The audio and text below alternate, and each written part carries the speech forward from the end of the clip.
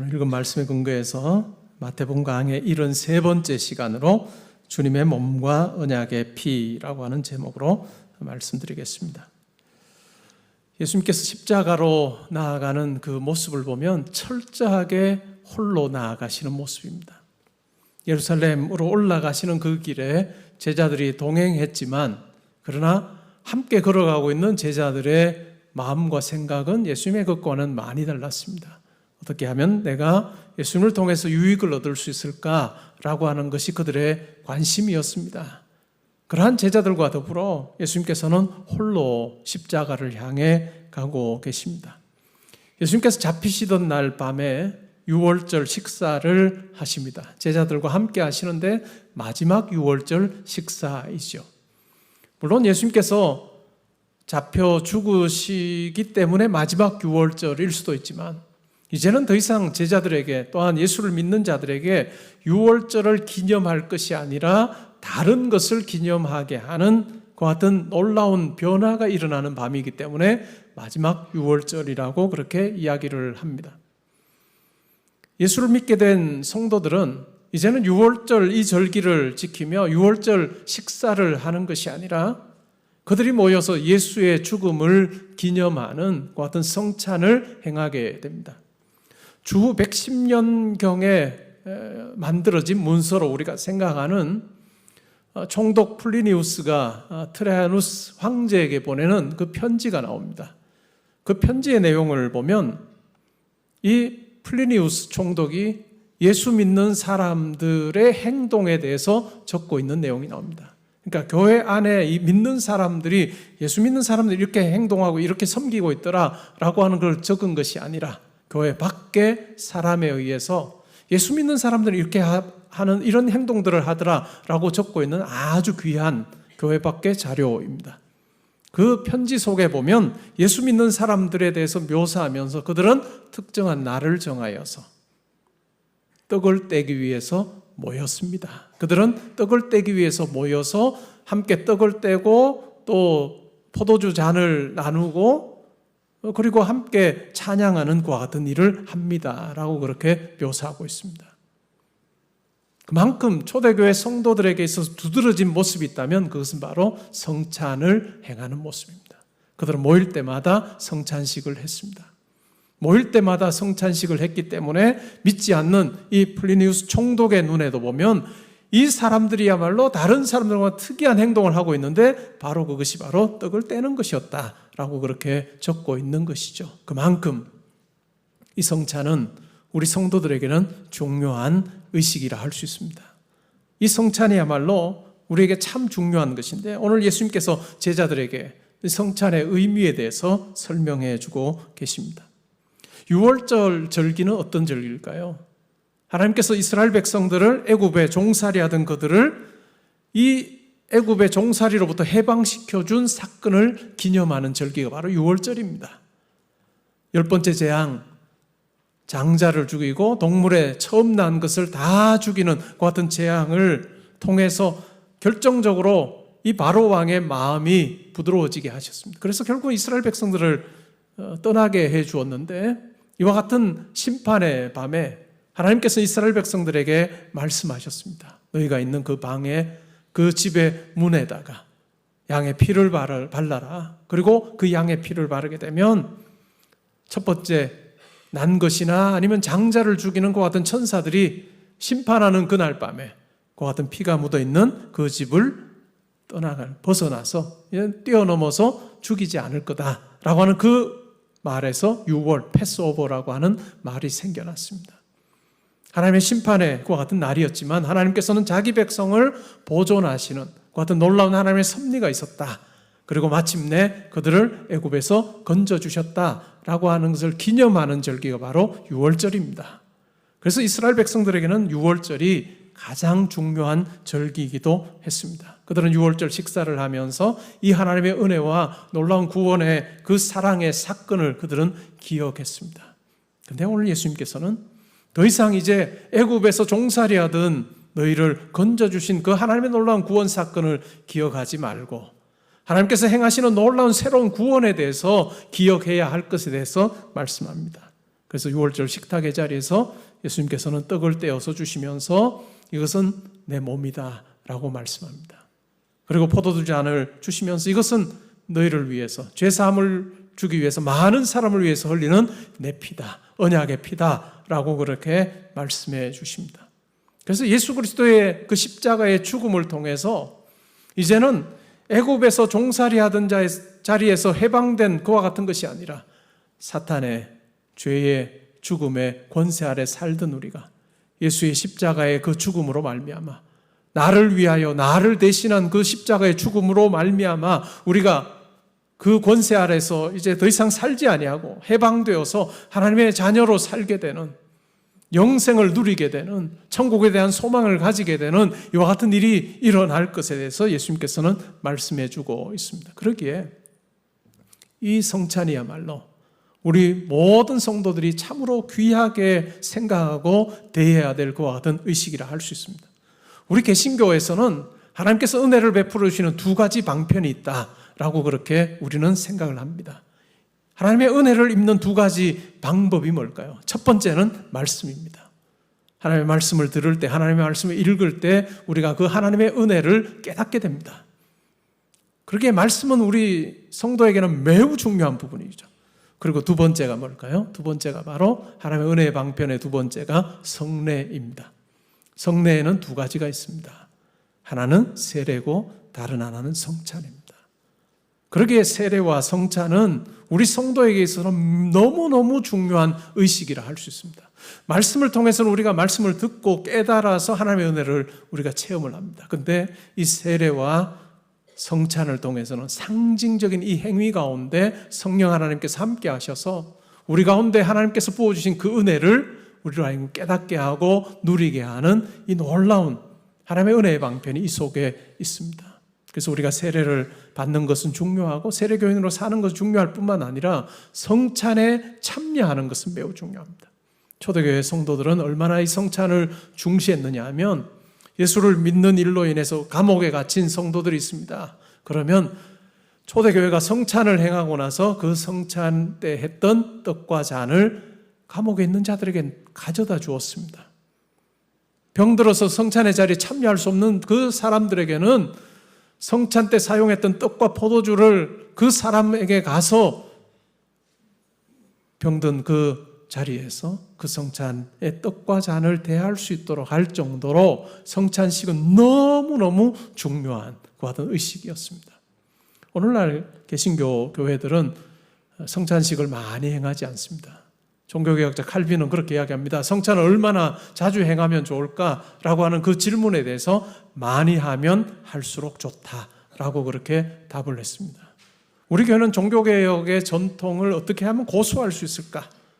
어떻게 하면 말씀 중심의 신앙생활을 하고 또 어떻게 하면 이 종교개혁의 정신을 가장 잘 담아내는 그 같은 신앙생활을 할 수 있을까 고민하는 교회입니다. 제 목회 또한 그러합니다. 그래서 성찬식을 다른 교회와 비교를 해보면 우리는 많이 드리는 편입니다. 개포동교회는 성찬식을 1년에 15번 합니다. 15번 하는 이유가 뭐냐 하면 많이 드리면 드릴수록, 많이 하면 할수록 좋다라고 하는 그 종교개혁의 정신을 따라서 우리는 합니다. 매월 첫 토요일에 온 가족 새벽 기도를 할 때 우리가 성찬식을 행합니다. 성찬식 그냥 하면 되는 건 아닌가라고 생각하는 것이 아니라 우리가 그 성찬을 통해서 예수 그리스도께서 십자가에서 나를 위하여 찢기신 그 몸을 기억하는 것입니다. 나를 위해서 흘리신 그 대속의 그 보혈을 내가 기억하는 그 자리, 그리고 그것을 상징적으로 떡과 포도주를 통해서 예수 그리스도의 살과 피를 먹음으로 내가 예수 그리스도의 십자가의 그 놀라운 죽음을 통해서 나에게 새로운 살 길이, 생명이 열렸다라고 하는 것을 우리가 고백하고 몸으로 체험하는 그 자리가 바로 성찬 자리입니다. 그래서 여러분들 가능하다면 매월 첫 토요일에 온 가족 새벽 기도에 나오셔서 성찬식에 참여하시면 좋겠습니다. 성찬에 참여함으로 한 달을 시작할 때 하나님, 제가 한 달을 예수 그리스도의 그 십자가를 기억하고 그 그 십자가의 지혜와 능력으로 제가 살기 원합니다 라고 하는 그 다짐으로 우리가 한 달을 시작하면 좋겠습니다. 저에게도 성찬이 참 중요합니다. 보통의 교회들은 1년에 2번 합니다. 근데 우리 교회는 15번을 하는데, 그렇기 때문에 저는 목회를 놓고도 그런 생각을 할 때가 많습니다. 내가 앞으로 성찬식을 몇 번은 하면, 집례하면 내가 은퇴할까? 200번도 안 남았습니다. 200번도 안 남은 이 성찬을 제가 집례하면 저는 은퇴할 거예요. 그만큼 저에게는 성찬이 중요한 부분입니다. 우리가 성찬에 참여할 때 2가지를 기억할 필요가 있습니다. 하나는 예수님께서 공생의 기간 동안에 너무나도 분명하게 자주 보여주셨던 예수님의 식탁의 자리를 기억하는 것입니다. 식탁 교제, 테이블 펠로십이라고 하는 그 식탁의 자리를 우리가 기억하는 거예요. 예수님의 식탁의 자리의 특징은 어떤 거였을까요? 예수님께서 식사를 주로 어떤 사람들과 했는지 여러분 잘 아실 겁니다. 어떤 사람들과 했습니까? 바리새인이나 서기관이나 제사장과 같은 율법학자와 같은 그 사람들과 예수님께서는 식탁의 자리를 함께하는 걸 즐거워하지 않으셨어요. 예수님께서는 주로 어떤 사람들과 식사를 하셨습니까? 그 당시에 소외되고 손가락질 당하던 사람, 저 사람은 유대인이지만 하나님 백성 될 수 없는 사람이야 라고 그렇게 사람들로부터 그러한 평가를 받는 사람들을 예수님께서는 자기 식탁의 자리로 초대하셨습니다. 죄인이라고 손가락질 당하는 사람, 또 세리라고 많은 사람들이 함께 하기를 원하지 않았던 그와 같은 사람들, 장녀라고 생각해서 도무지 저 사람들과 함께 할 수 없는 거야 라고 그렇게 평가받던 그 사람들을 예수님께서 자기 식탁의 자리로 초대하셨습니다.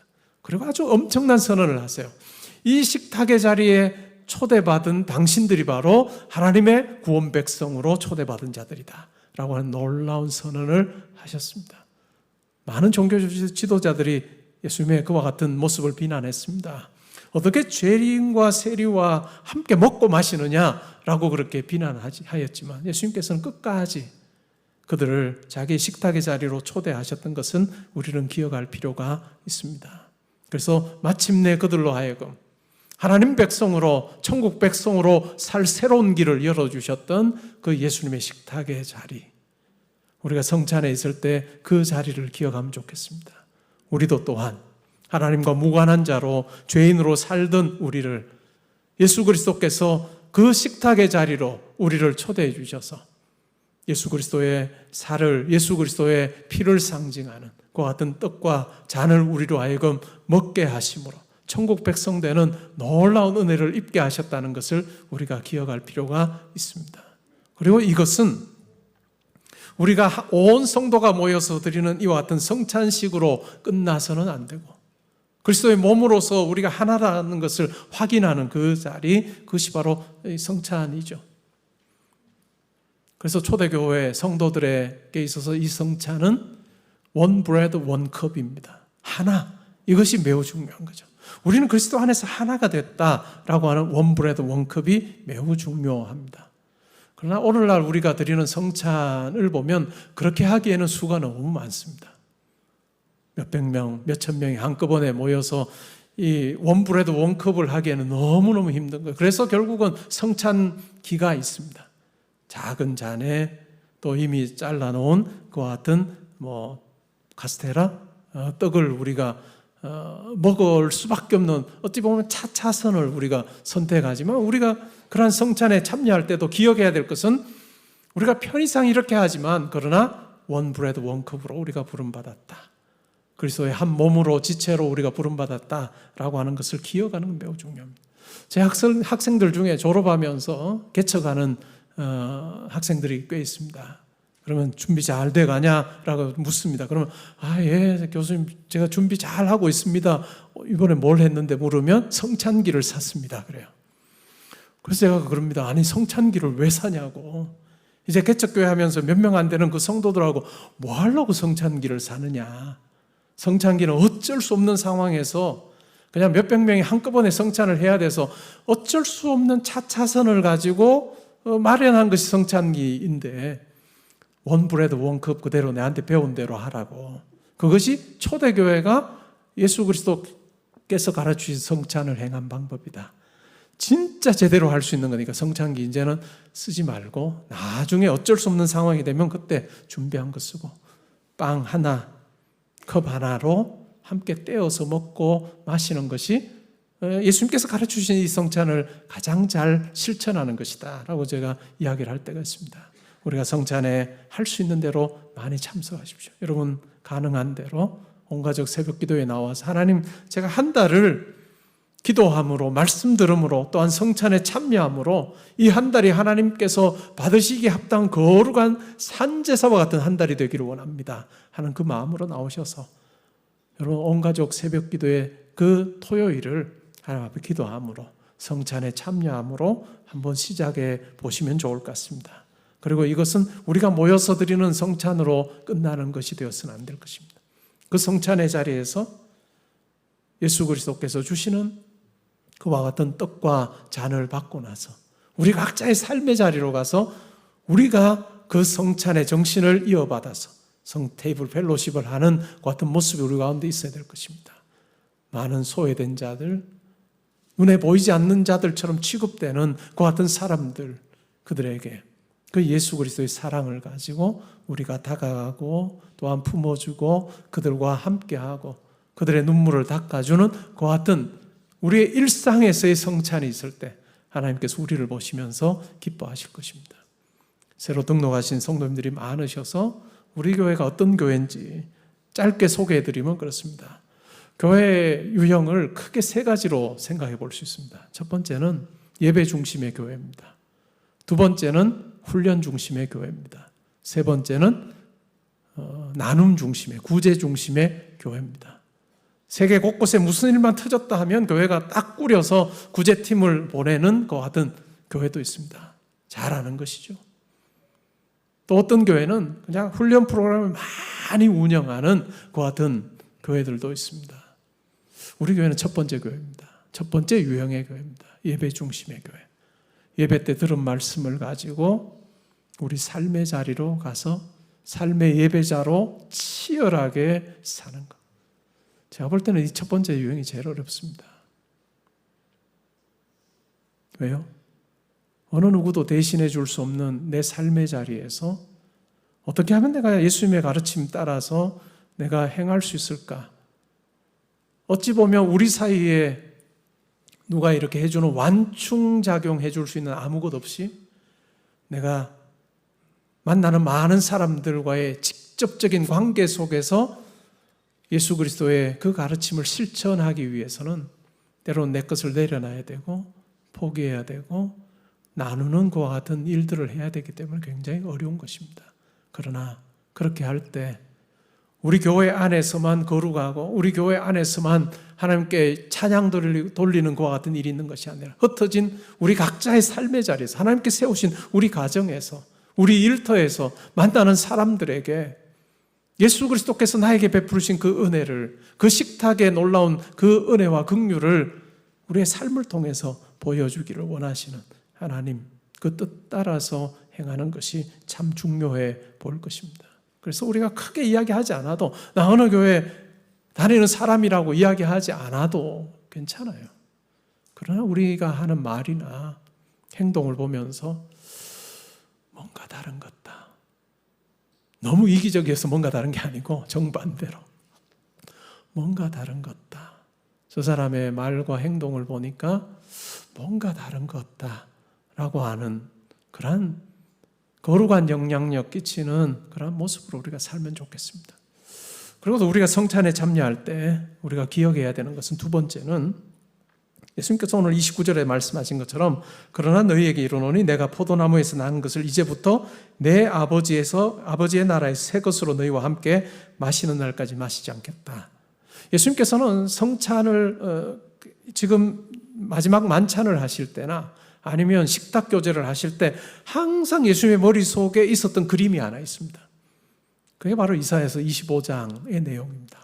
이사야 25장에 어떤 내용이 나오나요? 하나님께서 자기 백성을 위해서 아주 맛있는 음식을 준비해 주십니다. 잔치를 베풀어 주십니다. 헤븐리 뱅퀴시라고 부르는 이 천상의 잔치를 마련해 주십니다. 그리고 아주 좋은 음식과 오래된 포도주를 내어서 자기 백성들에게 참 좋은 것으로 그렇게 먹게 하십니다. 그리고 이런 어떤 음식만 먹게 하는 것을 끝내지 않으시고 자기 백성의 눈에 있는 눈물을 제하여 주십니다. 면박과 수치를 제하여 주심으로 하나님과 함께함의 그 즐거움과 기쁨을 누리게 해주시는 그와 같은 천상의 잔치를 항상 예수님께서 머리에 염두에 두시고 힘들어하는 많은 자들을 자기의 식탁의 자리로 초대하십니다. 그리고 그 식탁의 자리에서 천상의 하나님 나라의 그 잔치를 맛보게 하는 그와 같은 일을 행하셨습니다. 우리가 성찬에 참여할 때도 마찬가지입니다. 우리의 성찬은 하나님께서 우리를 위해서 예비해 두신 영광스러운 그 영원한 하나님 나라에서의 그 잔치의 모형이요 맛보기를 알 수 있습니다. 돈이 아무리 많아도 이 성찬에 참여할 수 없습니다. 아무리 명예가 있어도 아무리 높은 지위에 있어도 이 성찬에 참여할 수 없습니다. 성찬에 참여할 수 있는 유일한 조건이 있다면 그것은 바로 예수를 그리스도로 고백하는, 예수의 십자가의 죽음으로 말미암아 내가 하나님 앞에서 새로운 생명으로 거듭났음을 고백하는 거듭난 성도, 예수 그리스도의 십자가가 무엇을 의미하는지 아는 성도만이 참여할 수 있는 유일한 초대장이 되는 것을 우리는 기억할 필요가 있습니다. 우리가 이 땅에서의 삶을 사는 동안에도 식탁의 자리로 초대하셨던 예수님께서 우리의 공고한 삶의 자리에 오셔서 우리를 위해서 식탁을 마련해 주실 겁니다. 염려하지 마라, 내가 너와 함께하마 라고 하시면서 우리를 위해서 식탁을 차려주시는 그 예수님을 우리가 평생 만나며 살 것입니다. 그리고 이 땅에서의 그 식탁의 교제가 끝났을 때 하나님께서 우리를 위해서 예비해 두신 그 영광스러운 하늘의 잔치로 내가 들어갈 특권이 있다는 것을 기억하며 우리가 담대하게 이 세상에서 살면 좋겠습니다. 우리의 성찬, 교회에서의 성찬 귀하게 생각하십시오. 그리고 여러분의 삶의 자리에서 성찬도 잘함으로 교회만 빛나는 것이 아니고 교회만 거룩한 무리들이 있는 그 같은 공간으로 제한되는 것이 아니라 우리가 흩어져서 어느 누구도 대신해 줄 수 없는, 우리가 흔히 하는 말로 땜빵이 없는, 나 외에 나를 대신하여 살 사람이 아무도 없는 그 삶의 자리에서 진짜 하나님 백성임을, 구원받은 백성임을 입증하며 살아갈 때 하나님께서 우리를 보시며 기뻐하실 것입니다.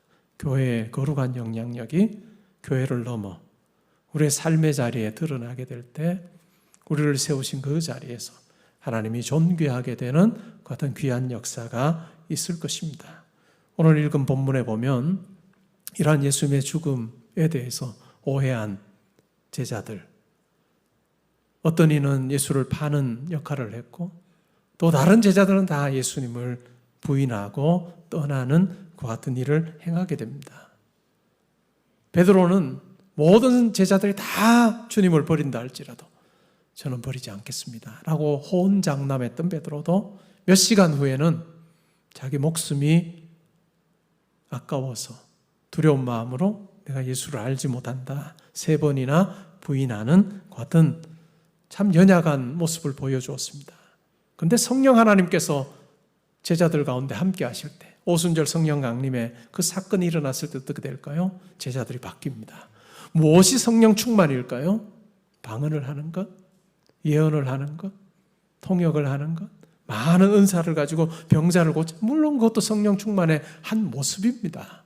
그러나 정말 성령 충만의 가장 분명한 증거가 있다면 예수 그리스도의 십자가가 나에게 가장 소중한 것이어서 내 삶을 바꿀 수도 있는 것이 되는 것이 성령 충만의 증거입니다. 사도행전에 보면 오순절 성령 강림, 성령 체험을 하고 나서 베드로와 제자들이 예수 그리스도의 죽음과 부활의 이 복음을 전합니다. 유대 종교 지도자들이 이 예수 그리스도의 복음을 전하는 것을 방해하려고 합니다. 잡아서 때리기도 하고 옥에 가두기도 하고 심지어는 죽이겠다라고 협박하는 그 상황에서 베드로는 이렇게 말합니다. 우리가 하나님을 기쁘시게 하랴, 사람을 기쁘시게 하랴, 기쁘게 하랴 라고 하는 그 말로서 우리는 하나님을 기쁘시게 하는 것이 더 중요하다라고 그렇게 분명히 이야기하며 그러한 어려움에서도 그는 물러서지 아니하고 담대하게 예수 그리스도의 복음을 전하는 자로 그는 살았습니다. 이것이 바로 성령 충만의 증거입니다. 세상은 우리에게 이야기합니다. 너 그렇게 살면 세상에서 많은 것을 누리지 못할 텐데, 세상에서 그렇게 살면 바보처럼 사는 것일 텐데 이야기하는 많은 사람들의 그와 같은 말에 우리가 주눅들지 아니하고 하나님께서 기뻐하시면 내 삶의 자리에서 나를 위해서 모든 것 내주신 예수 그리스도를 닮아서 많은 사람들을 유익하게 하고 그들을 하나님의 식탁의 자리를 초대하는 그 같은 내가 사명 잘 감당하리라 라고 하는 마음으로 넉넉함이 없는 사회, 누군가를 위해서 진짜로 배려하는 것이 없는 이 사회에서 우리가 살면서 우리도 동일하게 그러한 모습으로 살지 않아요. 진짜 하나님의 넉넉함과 하나님의 긍휼과 선하심을 내 말과 행동으로 보여주는 자로 사는 그 담대함이 우리 가운데 있을 때 하나님께서 우리를 보시며 기뻐하실 것이고, 그것이 바로 예수 믿으세요 말로 하지 않아도 되는 우리의 삶의 강한 전도지가 되어서 많은 사람들의 마음속에 남게 되는 하나님의 놀라운 부르심이 되리라 믿습니다. 사랑하는 성도 여러분, 우리의 힘과 우리의 의지로 우리가 결단하지 말고 우리 가운데 계시는, 우리를 위해서 모든 것 내어주시고 우리를 자녀 삼으신 그 하나님의 영이 우리 가운데 거하셔서 우리를 하여금 그렇게 담대하게 이 세상의 가치와 우리가 함께 이렇게 살지 아니하고 천국 가치로 살게 하시는 그 놀라운 부름을 따라 걸어가는 믿음의 길 걷는 우리 모든 성도님들 되시기를 주님의 이름으로 축복합니다. 아멘.